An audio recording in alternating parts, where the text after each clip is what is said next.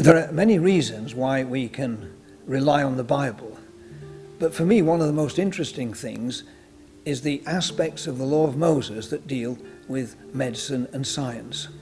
Part of the fascination of the Bible for me is that here we have an ancient book, in fact probably the oldest book extant, which contains scientific information that we've only understood in the last century or so, and some that we've only appreciated in the last few decades.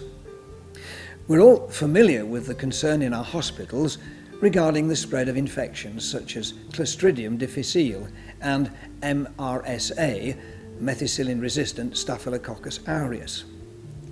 These disease-causing organisms are spread on unwashed hands, and so hospital managements are anxious to encourage frequent hand washing by staff and visitors.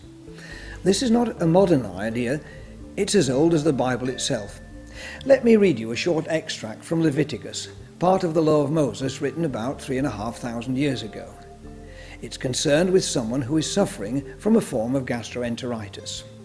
Anyone the man with a discharge touches without rinsing his hands with water must wash his clothes and bathe with water, and he will be unclean till evening. Here it's quite clear that the potential for the spread of disease is being checked by washing hands. It is remarkable that the ancient Israelites had a law that would prevent the spread of infectious diseases. The concept was rediscovered in the 1800s when a Hungarian obstetrician, Dr. Semmelweis, realized that childbed fever or puerperal fever was being spread from patient to patient by doctors' unwashed hands. He reduced the mortality among mothers from 1 in 4, that is 25%, to less than 1%.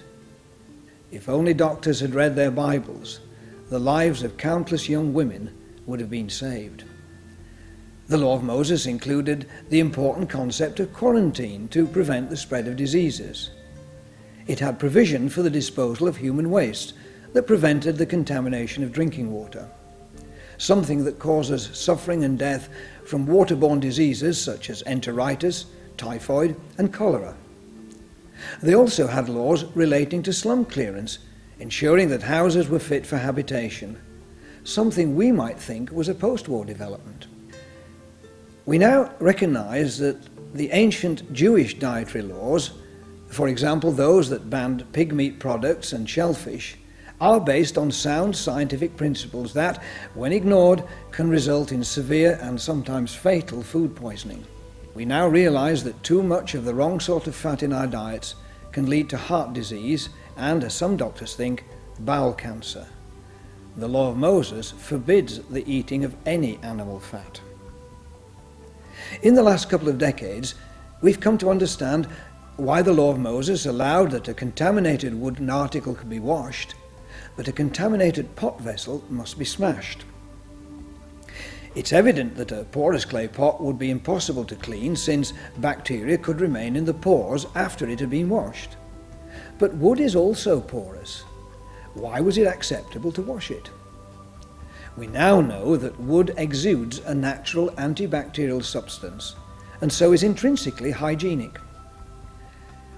Studying the Bible has taught me, first of all, that it's obvious that the Bible is a book that was way ahead of its time. The laws of the surrounding contemporary nations simply don't compare with those to be found in the Bible. Not only did the Law of Moses ensure a far better quality of life for those who kept it, but it also had a spiritual dimension, pointing forwards to something much greater. In the New Testament, we have the fulfillment of ancient promises that offer an endless life.